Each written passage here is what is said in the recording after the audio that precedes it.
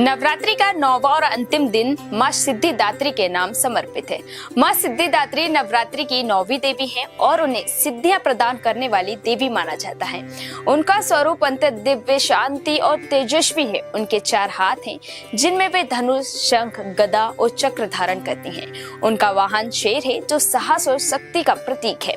देवी पुराण में वर्णित है कि माँ सिद्धिदात्री ने संसार में बुराई और अधर्म का नाश कर धर्म और पुण्य की स्थापना की थी। उनके पूजन से भक्तों को सभी प्रकार की सिद्धियां, मानसिक शक्ति, स्वास्थ्य, समृद्धि और मोक्ष प्राप्त होते हैं। माँ सिद्धिदात्री अपने भक्तों पर कृपा करके उनके जीवन की सभी बाधाओं को दूर करती हैं और उन्हें पूर्णता की ओर ले जाती हैं। इस दिन माता की पूजा करते समय भक्तों को सफेद रंग के वस्त्र पहनना शुभ माना जाता है। भोग में फल, पुष्प और विशेष मिठाइयां अर्पित करना अत्यंत महत्वपूर्ण है।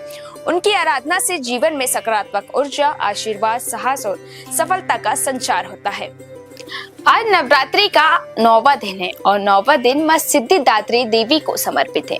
माँ सिद्धिदात्री देवी के बारे में जानेंगे। हमारे साथ स्टूडियो में मौजूद है पंडित आचार्य मनोहर शास्त्री जी। पंडित जी, सबसे पहले पूछना चाहूंगी आपसे, माँ सिद्धिदात्री की पौराणिक कथा क्या है और इनकी सिद्धिदात्री बनने की कथा क्या है? इन्होंने सिद्धिदात्री का रूप किस अवस्था में धारण किया था? या देवी सर्वभूतेषु शक्ति रूपेण संस्थिता नमस्तस्यै नमस्तस्यै नमस्तस्यै नमो नमः। अश्विनी जी, कथाएं तो भगवती जगदम्बे की अनंत हैं। मैं माँ भगवती सिद्धिदात्री के लिए कोटि कोटि प्रणाम करता हूँ। भगवती जगदम्बा सबका कल्याण करे, सबके बालों की रक्षा करे, सभी परिवार अच्छे रहें हमारे भारतवर्ष के अंदर। और ये सिद्धिदात्री की जो पूजन है वो पौराणिक जो कथा है, वैसे तो जो माँ जो है हजारों हाथ वाली माता है, जिन्होंने ब्रह्मा, विष्णु, महेश इत्यादि संपूर्ण भूमंडल, पूरे ब्रह्मांड का जिन्होंने संचार किया है और सभी की रचना की है।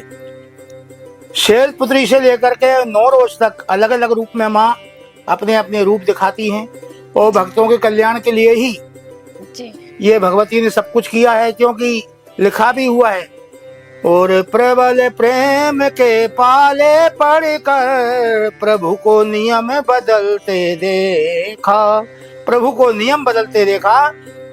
कहते हैं कि संकल्प कभी खंडित नहीं होना चाहिए। अपने जो नियम बन जाए वो नियम कभी जो है बदलना नहीं चाहिए। लेकिन भक्त एक ऐसी चीज है जी कि वेद के अंदर लिखा है कि जहाँ भक्त मेरा पग धरे तहाँ धरू में हाथ, पीछे पीछे मैं चलूं कबहू न छोड़ूं साथ। कभी भी वो माँ अपने भक्त का साथ नहीं छोड़ती। जैसे जिधर जिधर बछड़ा जाता है उधर ही जो है गाय जाती। सही है या गलत है? जी। इसी प्रकार से ये माँ से ऐसे जन्म जन्म का रिश्ता है। हर व्यक्ति का भूमंडल पर, धरातल पर, 3 लोक के अंदर जो भी है, ये माँ का ही दिया हुआ प्रसाद है। 9 रोज तक की जो कथा है, अनंत अनंत माँ जगदम्बे की, माँ देवी पुराण के अंदर कथाएं दी हैं जी। जिनका वर्णन करना बहुत मुश्किल है। लेकिन अश्विनी जी, सुशील नामक वेद से जो था, मैं पूर्व के उसमें आपको बता चुका हूँ जी। बहुत उन्होंने दरिद्रता को धारण कर लिया था। एक ब्राह्मण देवता के मिलने से उन्होंने उनको गुरु बनाया और उसके बाद उन्होंने एक मंत्र दिया कि गुरुदेव मैं सब कुछ ठीक कर लूंगा, लेकिन आप ये बताइए कि इसका क्या कारण है कि जो मैं दरिद्री हो गया, मैं परेशान हो गया, मैं निर्धन हो गया, क्या कारण है इसका? तो गुरुदेव ने ध्यान करके देखा और कहा कि सुशील, तुमने पूर्व जन्म में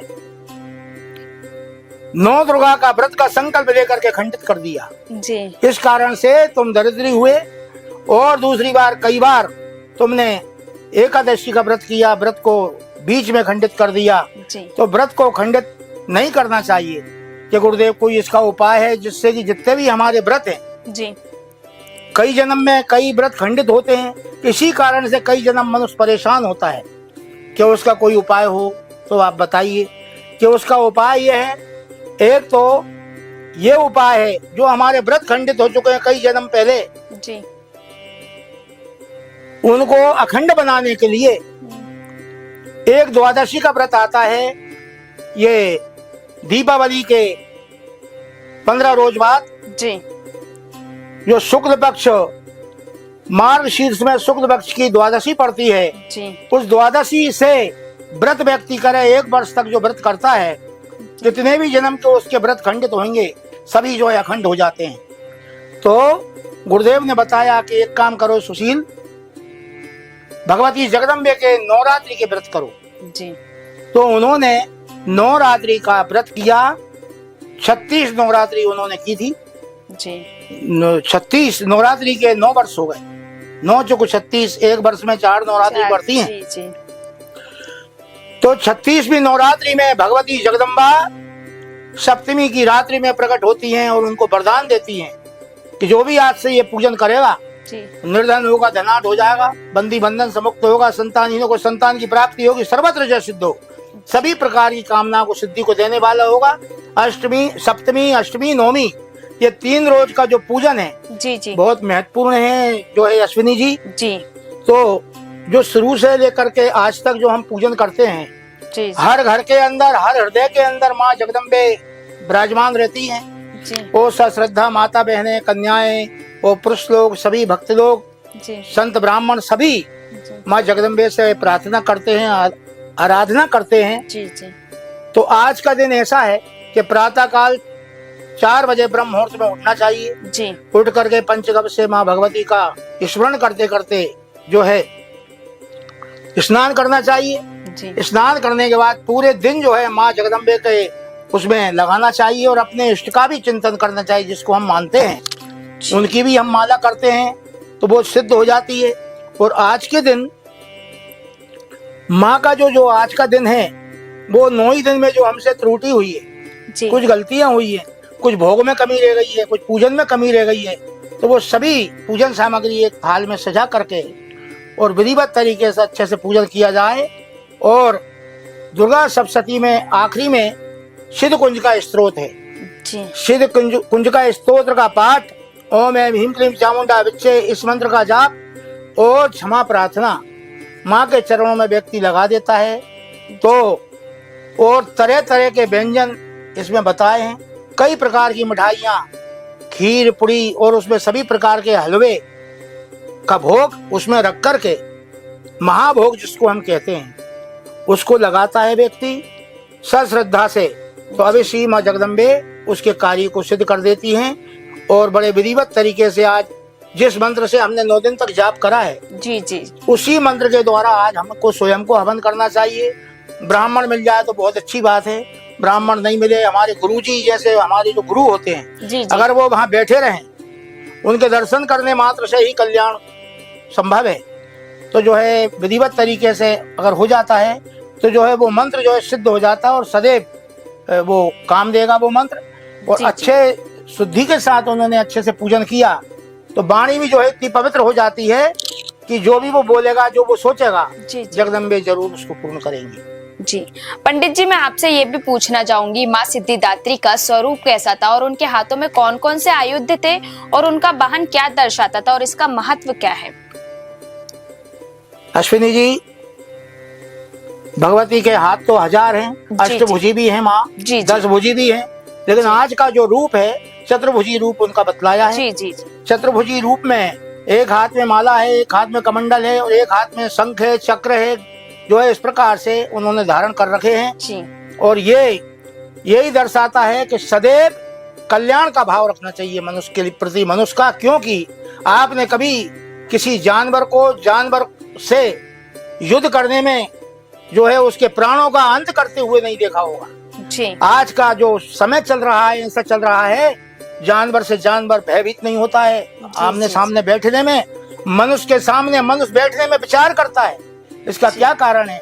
ये अपने आप के ऊपर ये चट्टान पटकना है, अपने हाथ से अपने ऊपर अपन पत्थर पटक रहे हैं, ऐसा नहीं सोचना चाहिए। सिया राम में सब जग जानी, करो प्रणाम जोड़ दुख पानी। सबके अंदर परमात्मा का अंश है, सबके लिए समान भाव से समझना चाहिए, किसी प्रकार का फेर फर्क नहीं करना चाहिए, निर्मल भाव होना चाहिए, सबसे नम्रता पूर्वक बात करना चाहिए, नम्र भाव से भगवान को स्मरण करना चाहिए।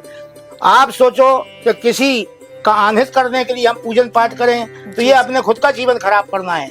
कभी भी भगवान को, भगवती को, अपने पूजन पाठ को किसी के प्रति नहीं लगाना चाहिए, क्योंकि वो फिर इतना बड़ा भाग्यशाली नहीं है कि उसके लिए प्रार्थना की जाए कि भगवान इसका ऐसा हो जाए, ऐसा नहीं।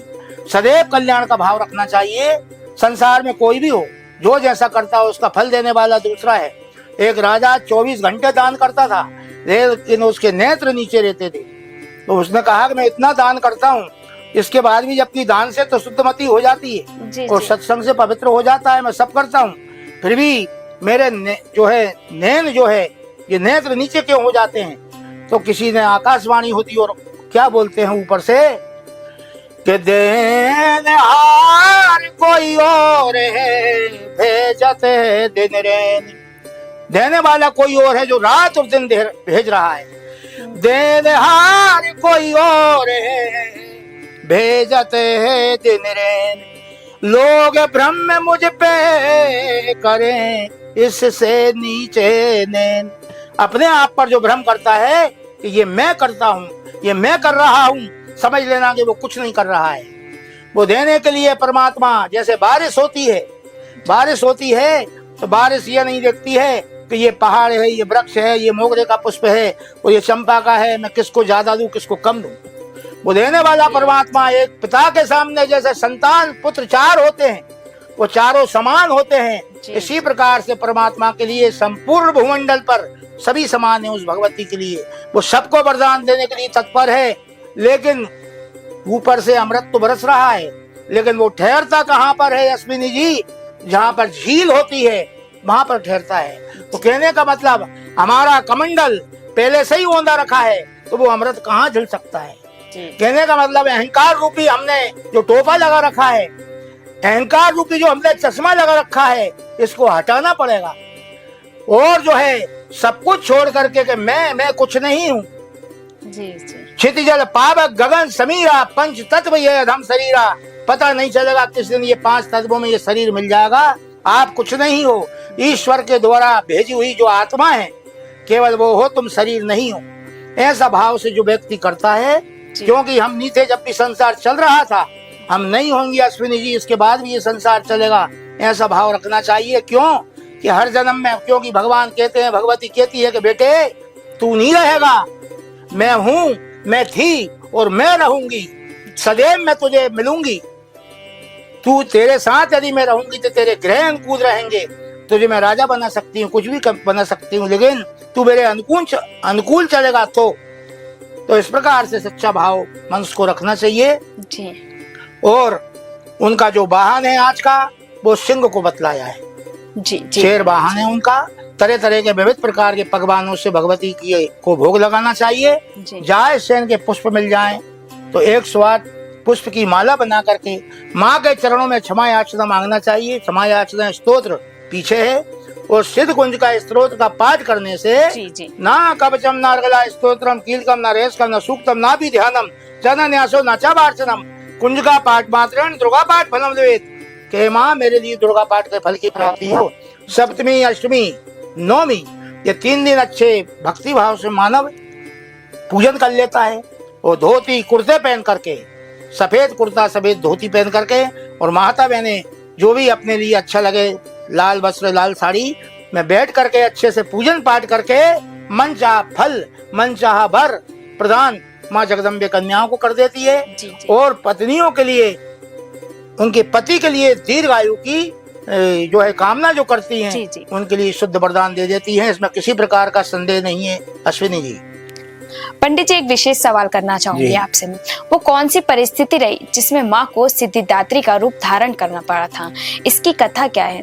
इसका यही है अश्विनी जी कि जैसे कि माँ कभी कभी बेटे से कितनी भी नाराज हो जाए, जी, पिता कितना भी नाराज हो जाए, लेकिन यदि पिता नाराज हो जाता है और बालक स्कूल जाता है, विद्यालय जाता है जैसे पढ़ने के लिए, रोता रोता जाता है कि पिताजी ने या माताजी ने मार दिया, तो बाद में वही पिता माताजी से, और वो माताजी पिताजी से पूछती है कि क्यों, कितनी देर तक रोया? ज्यादा देर तक तो नहीं रोया, मैंने उसको मार दिया था, डांट दिया था।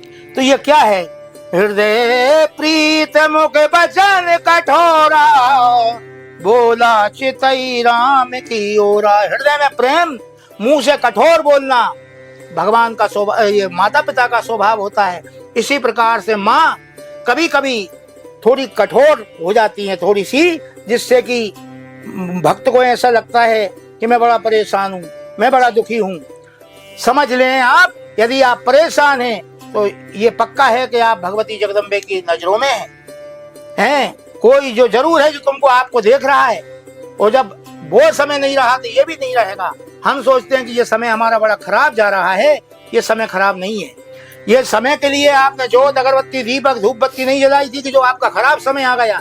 इसी प्रकार से बगैर जो है ज्योति जलाए और बगैर दीपक जलाए भी वो जो अच्छा समय है जिस दिन उसे आना है वो जरूर आएगा।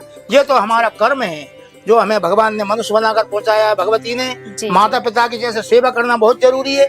इसी प्रकार से 9 दिन में जो भी हमसे गलतियां हुई है उन गलतियों को क्षमा मांगना चाहिए। और इसीलिए मां ने सिद्धिदात्री का जो है रूप धारण किया कि अंत में क्या है, व्यक्ति बेटा बेटी कितना भी बड़ा अपराध कर दे, यदि माता पिता के सामने वो क्षमा मांग लेता कि माँ मुझे क्षमा कर देना, तो कोई करे या ना करे, लेकिन ये पक्का है अश्विनी जी कि माँ जो है भक्त के लिए जरूर क्षमा कर देती है।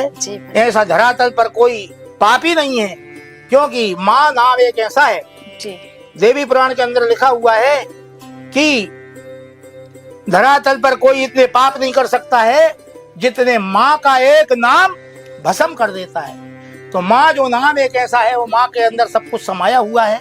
और इसलिए ये माँ ने सिद्धिदात्री का रूप धारण किया ताकि भक्तों का कल्याण कर सके। और आज जो भी कमी रहती है, कोई भी हमसे त्रुटि हो जाती है, सबको माँ क्षमा करके शुभ आशीर्वाद प्रदान करके जाती है। और माँ से प्रार्थना करते रहना चाहिए कि माँ ये आपका ही वैभव है, आपका ही घर है, मैं आपका हूँ माँ, आप मेरी हैं और आपका ही ये परिवार है, ये परिवार को भी आप चला रही है। मेरी ताकत, मेरी क्या शक्ति है जो मैं चलाऊंगा माँ? आपके बगैर हुक्म धरातल पर पत्ता इधर से उधर नहीं हो सकता है माँ। तो सबको सृष्टि को चलाने वाली आप हैं, तो मैं अपने घर को कैसे चला सकता हूँ? वो भी आपको ही चलाना है, मुझे भी आपको चलाना है। ऐसा भाव जो रखता है अश्विनी जी, कभी भी उसके जीवन में कठिनाइयां नहीं आती। क्यों? क्या जिसका सारथी भगवती हो उसका रथ कभी गलत जगह नहीं जा सकता है, अच्छी जगह जाएगा, वो मंजिल पर पहुंच कर मानेगा। और जिसकी नौका भगवती के चरणों से बंधी है उसकी नौका कभी डूब नहीं सकती है। जिसकी नौका अपने इष्ट से बंधी हुई है उसकी नौका में पूरा परिवार बैठा है, उसकी नौका हिल सकती है लेकिन डूब नहीं सकती है। जी, अनंत ऐसी कथाएं हैं अश्विनी जी। जी पंडित जी, माँ सिद्धिदात्री की पूजा विधि क्या है और माँ को कौन सा प्रिय भोग है? माँ का प्रिय रंग क्या है? प्रिय रंग जो है आज का जी हम लोगों के लिए, अपन लोगों के लिए तो जो है पुरुषों के लिए सफेद वस्त्र का विशेष वो बताया है। माँ के लिए सफेद वस्त्र भी बहुत पसंद है, लेकिन आज का एक ऐसा दिन है माँ के लिए रंग बिरंगे वस्त्र जिस ढंग से भी कर सके यथा संभव उसके घर में जो भी भगवान ने जगदम्बे ने दिया है वो अच्छे भाव से वो चढ़ाए। कलर तो जो है क्या बोलते हैं अश्विनी जी, हमारी आत्मा का जो, हमारे मन का जो कलर है वो अच्छा होना चाहिए। उसी के अनुरूप सब वस्त्र हैं। वस्त्र के उससे कोई महत्व नहीं है, वो अपनी जगह है, लेकिन हमारे शरीर को हम शुद्ध कर लेंगे, वस्त्र को धो लेंगे, लेकिन जो मैला मन है उसको नहीं धो सकते हैं। वो केवल सत्संग धो सकता है या भगवती की कृपा उसको धो सकती है। तो मानसिक जो हमारे जो मन के अंदर जो विकार है, मन के अंदर जो छल छिद्र भरा हुआ है, इसको जब तक दूर नहीं करेंगे, कितनी भी बड़ी तपस्या कर देना उससे कुछ नहीं होगा। जब ही होगा जब अच्छा भाव, अच्छा मन बेटा बन करके कुछ भी आप प्राप्त कर सकते हैं। बराबरी का बन करके और उससे ऊपर बन करके कुछ प्राप्त नहीं हो सकता है। इसलिए जो है कई प्रकार के जो है रंग बिरंगे भी अपन वस्त्र भगवती को अर्पण कर सकते हैं। लाल कनेर के पुष्प चढ़ा सकते हैं, जायसेन के फूल चढ़ा सकते हैं। और आज के दिन विविध प्रकार के जितना भी हो सके, कितना कर सकते हैं आप, वो कमी ही है। जितने भी प्रकार का भोग लगाएंगे, जैसे 9 दिन में अलग अलग प्रकार का भोग है, जी। वो सभी प्रकार के भोग आज अलग से लगाए जाएं। और विशेष करके जो भी आपके मन को अनुकूल, जो आपको सबसे अच्छा लगता हो, कि मुझे सबसे अच्छा ये लगता है, अपने माता पिता से पूछिए, माता जी पिताजी आपको आज कौन सी मिठाई अच्छी लगती है, वो मिठाई जो है जरूर माँ को अर्पण करें। अपनी माँ से पूछिए आप माता जी से, माँ आज आपको कौन सा मीठा अच्छा लगेगा खाने में, वो मीठा फल या वो मीठी चीज भगवती जगदम्बे को जरूर अर्पण करें और अपनी पत्नियों के द्वारा, दोनों पति पत्नी आज माँ को श्रृंगार जो है जरूर अर्पण करें। और जो भी ब्राह्मण देवता से आप पूजन पाठ करा रहे हैं, मेरा निवेदन है वो जो भी हैं, जहाँ के भी हैं, उनको जरूर प्रसन्न करें। उनकी प्रसन्नता ही भगवती की प्रसन्नता है। जी पंडित जी, एक और सवाल आपसे पूछना चाहूंगी कि वो कौन सा उपाय है जिससे माँ सिद्धिदात्री प्रसन्न हो जाएंगी? आज के दिन जो है अश्विनी जी, ये भगवती जगदम्बे सिद्धिदात्री का पूजन अपनी जगह है। पूजन तो अपन करते ही हैं, करेंगे। इसके बाद में शांति के लिए इसमें जो 9 दिन अपन ने पूजन किया है, पाठ किया है, उसका एक हवन होता है जी। तो वो बड़े रूप में जो हवन होता है वो ब्राह्मणों के द्वारा संभावित हो, तो है ना। बाकी जैसे कोई भी भक्त ने जो पूजन किया है, रोजाना वो जाप करता था, उसी माला उसी मंत्र के द्वारा एकाग्रचित होकर के बढ़िया अच्छे से वो जाप करे और उसी मंत्र के द्वारा उसका हवन हो। हवन में यदि ब्राह्मण देवता आ जाए तो वो बताएंगे, नहीं तो जो सौरभे से जो अपन 9 आहुति देते हैं जी जी, सौरभे से घी की, तो वो सुरभा को बीच में पकड़ना चाहिए, आगे पान वगैरह लपेट देते हैं। और जो अग्नि है समिधा, अग्नि बनाए, अग्नि में से थोड़ी सी अग्नि एक तरफ निकाल कर रख दें। एक जो है उसमें निवास रहता है कोई वस्तु का, तो उस राक्षस का वो भाग निकल जाता है जी।